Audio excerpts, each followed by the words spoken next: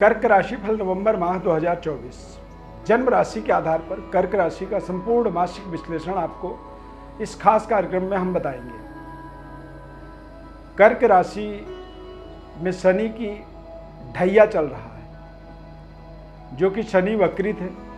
15 नवंबर 2024 को शनि देव कुंभ राशि में मार्गी हो जाएंगे। तो वक्री से जब मार्गी होंगे तो कर्क राशि के जातकों के जीवन में तमाम तरह की जीवन के बाधाओं से आपको मुक्ति मिलेगी। बेहतर लाइफ लाइन को आप प्राप्त करेंगे और जीवन में जो बड़ी सफलता की ओर आप मेहनत कर रहे थे, परिश्रम कर रहे थे, उस परिश्रम में आपको विशेष तरह की सफलता का एक मार्ग शनिदेव के मार्गी होने से मिलेगा। क्योंकि कहा जाता है वक्री ग्रह जबरदस्त तरीके से डबल पावर से वो फल देता है। अब यदि अच्छा दे रहा है तो अच्छा करता है 2 गुना, और यदि खराब करता है तो 2 गुना परेशानी भी उत्पन्न करता है। तो चूंकि चंद्रमा से शनि का तालमेल थोड़ा सा गड़बड़ जब होता है तो उसको ढैया कहा जाता है, यानी कि षडाष्टक दोष बनता है। और अब शनि के मार्गी होने से जो आपके प्रेशर, आपके तनाव, आपकी दिमागी उलझन थी, वो धीरे धीरे यहाँ से आपको कम होता हुआ दिखेगा। कर्क राशि में मंगल का गोचर रहेगा पूरे माह, यानी कि नीच राशि में मंगल गोचर करेंगे। और 16 नवंबर तक सूर्य देव का भी गोचर तुला राशि यानी कि नीच राशि। तो सूर्य मंगल का नीच राशि होना, शनि का मार्गी होना, ये अपने आप में एक अद्भुत संयोग की तरह आपके जीवन में काम करेगा। नवंबर के महीने में कुछ बड़े यूटर्न आपके जीवन में होंगे। इसको बहुत ध्यानपूर्वक कार्यक्रम को आपको अंत तक देखना है तो आपको पूरा समझ में आएगा। मैं ईश्वर अरविंद दिव्य ज्ञान चैनल में आपका बहुत बहुत हार्दिक स्वागत करता हूं। नमस्कार, जय माता दी, जय श्री राम। इस चार्ट को आप गौर से देख लीजिए। इस चार्ट के आधार पर ही इस पूरे महीने का आपको विश्लेषण बताएंगे। शनि के मार्गी होने से आपके जीवन में चल रही अचानक वाली जो घटनाएं थी, यानी कि अचानक चाहे स्वास्थ्य में गड़बड़ी हो, अचानक चाहे आपके व्यापार में, कारोबार में रुकावट हो, या फिर अचानक चाहे आपके जीवन में रिश्तों में तनाव, दिक्कत, परेशानी, चल रहे प्रोजेक्टों में रुकावट आना, ये सभी चीज़ों का कारण ढैया, शनि के ढैया को आप माध्यम बना सकते हैं। तो वहाँ पर आपको एक बहुत बड़ा रिलीफ 15 नवंबर के बाद ऑटोमेटिक आपके जीवन में मिलता हुआ आपको दिखेगा और आपके तमाम रुकावटों से आप पूरी तरह से मुक्त होंगे। कर्क राशि में मंगल गोचर करेंगे तो थोड़ा स्वास्थ्य का आपको ध्यान रखना होगा।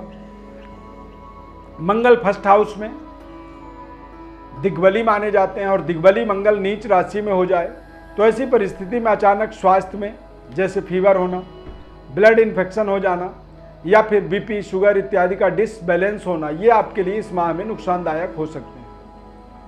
सूर्य देव तुला राशि में तुला राशि में यानी कि चतुर्थ भाव में गोचर करेंगे। तो सूर्य देव का आपके जीवन में आपके धन, कुटुंब, परिवार यानी कि फाइनेंशियली जो दिक्कतें थी या हैं, उन दिक्कतों को दूर होता हुआ सूर्य देव के 16 नवंबर के बाद तुला राशि से वृश्चिक राशि में गोचर करने से आपको प्राप्त होगा। करियर के अंदर आपको बेहतर यथावत स्थिति को अपने बनाए रखना यह आपका परम कर्तव्य रहेगा, क्योंकि मंगल आपके करियर या फिर आपके विद्या बुद्धि, आपके रिलेशनशिप और आपके करियर के अंदर काम करने के तौर तरीके का कारक ग्रह मंगल होते हैं। और मंगल नीच राशि में गोचर करेंगे तो आपकी कार्यशैली में थोड़ी सी परिवर्तन हो सकती है, जिससे आपके तरक्की में, उन्नति में कोई दिक्कत, परेशानी आ सकती है, तो उनसे आपको बचना होगा। मंगल का नीच राशि में गोचर करने से आपके विद्या बुद्धि में कमी आना, बौद्धिक डिसीजन आपका कमज़ोर हो जाना, या फिर कोई बड़े डिसीजन आप लेने जा रहे हैं तो वहाँ पर थोड़ा सा आपको ध्यान रखना चाहिए कि कोई एक्सपर्ट, कोई विशेषज्ञ से यदि आप सलाह ले लेते हैं तो उससे आपको फायदा होगा। कारोबार, व्यापार के अंदर शनि के मार्गी होने से व्यापारिक डेवलपमेंट के आपको अनेकानेक अवसर मिलेंगे। व्यापार में नए तरीके के कॉन्टैक्ट जुड़ने के योग बनेंगे। 15 नवंबर के बाद देश विदेश तक अपने कारोबार, व्यापार को आप पहुंचा सकते हैं। तथा एक्सपोर्ट इंपोर्ट से रिलेटेड यदि किसी भी तरह का कोई काम है आपका तो आपको उसमें भी बड़ी सफलता मिलेगी। हार्डवेयर से संबंधित काम करते हैं, ठेकेदारी का काम करते हैं, या फिर साफ सफाई का से संबंधित कोई भी काम आपका है, वहाँ पर भी आपको एक बड़ी सफलता यहाँ पर मिलेगी।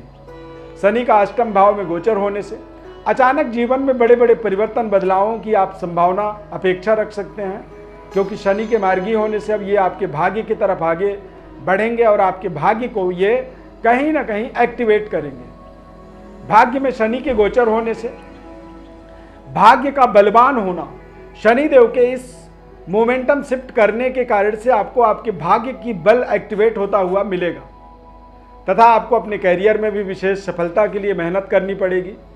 पैतृक विरासत या भूमि भवन क्रय विक्रय से संबंधित कोई भी डिसीजन यदि इस समय में करेंगे, चूंकि मंगल नीच राशि में है, तो ऐसे कोई भी निर्णय आपके डिस्प्यूट में जा सकते हैं, यानी कि बेवजह विवादों में फंसना, उलझना इत्यादि आपके लिए हो सकता है। ऐसे समय में कोई गवर्नमेंट प्रोसेस में आप आगे बढ़ना चाहते हैं, मान लीजिए गवर्नमेंट जॉब के लिए आपने कोई एप्लीकेशन लगाया हुआ है, कोई एग्जाम क्लियर किए हैं, तो वहाँ पर भी थोड़ी रुकावट का आपको सामना करना पड़ सकता है। सेना में, पुलिस में या फिर राजस्व भू विभाग के अंदर किसी भी तरह से आप काम करते हैं, कोई भी पद पर हैं, पोजीशन पर हैं, तो आपको बहुत सावधानी रखनी चाहिए। मंगल के नीच राशि में गोचर करने के कारण से, और मंगल यहाँ पर अब लंबे समय तक नीच राशि में ये गोचर करते रहेंगे, क्योंकि मंगल अगले माह में 7 दिसंबर को वक्री होंगे। 80 दिनों तक वक्री रहेंगे, तो मतलब 80 दिन तक ये आगे बढ़ रहे हैं और फिर उसके बाद ये 80 दिन वापस आएंगे, तो फिर ये कर्क राशि में पूरा फिर गोचर करेंगे, फिर कुछ समय मिथुन राशि में जाएंगे, फिर उसके बाद फिर ये कर्क राशि में, यानी कि लंबे समय तक कर्क राशि में ही मंगल का गोचर होना, ये अब आपके लिए आपके कैरियर में, आपके भूमि भवन वाहन क्रय विक्रय से संबंधित तथा आपको अपने कार्य करने के तौर तरीकों पर बहुत निगरानी रखने की आवश्यकता रहेगी। एक्स्ट्रा मैरिटल अफेयर इत्यादि से आपको बचना चाहिए, क्योंकि मंगल लग्नस्थ जब गोचर करते हैं तो ये एक्स्ट्रा मैरिटल अफेयर जोड़ते हैं, बेवजह ऐसे कुछ रिश्ते जुड़ते हैं जिनका कोई लंबे समय तक कोई वास्ता नहीं होता, वो क्षणिक काल के लिए जुड़ तो जाते हैं, और उन रिश्तों को के जुड़ने के कारण से आपके जीवन में बेवजह समाज में मान सम्मान में कमी आती है, आप एक्सपोज हो जाते हैं, और इससे आपकी पारिवारिक वातावरण में बेहद तनाव उत्पन्न हो जाता है, परिवार के अंदर आपसी कलह क्लेश का एक कारण बन जाता है। तो ऐसे किसी भी घटना से आपको बचना होगा। ये आपको इस नवंबर के महीने में तो बहुत सावधानी रखनी होगी, अन्यथा खाया पिया 75 पैसे का और गिलास तोड़ देंगे 1.5 रुपए का, यानी कि बेवजह नुकसान और मान सम्मान में हानि का योग यहाँ पर मंगल के द्वारा आपके जीवन में बन सकता है। प्रशासनिक पदों पर हैं या फिर राजनीतिक व्यवस्था से जुड़े हुए हैं, राजनीति में आप जुड़े हुए हैं, तो आपको अपने पद का, अपने स्वयं की जिम्मेदारियों का विशेष निगरानी आपको रखना होगा, अन्यथा मंगल के नीच के होने के कारण से अचानक आपका डिमोशन हो सकता है, आपके जीवन में आपके बढ़ते मनोबल के अंदर एक भारी भरकम रुकावट उत्पन्न हो सकता है। इन चीज़ों का आपको इस माह में बहुत ज़्यादा ध्यान रखने की आवश्यकता रहेगी। भगवान लक्ष्मी और भगवान विष्णु और माता लक्ष्मी की आपको आराधना करनी चाहिए पूरे माह में। लक्ष्मी नारायण की उपासना से ही आपके मनोबल, आपकी मनोकामनाएं, आपके जीवन में तमाम तरह की व्यवस्थाओं को आप सुदृढ़ बना पाएंगे, तथा हनुमान जी की उपासना, हनुमान जी की पूजा पाठ जितनी भी ज़्यादा से ज़्यादा आप कर सकें वो भी आपके लिए बेहतर रहेगा। ज़मीन में आप पैदल चलने की ज़रूर कोशिश किया करें कि रोज़ाना कम से कम 1 किलोमीटर आप ज़मीन पर पैदल चलें।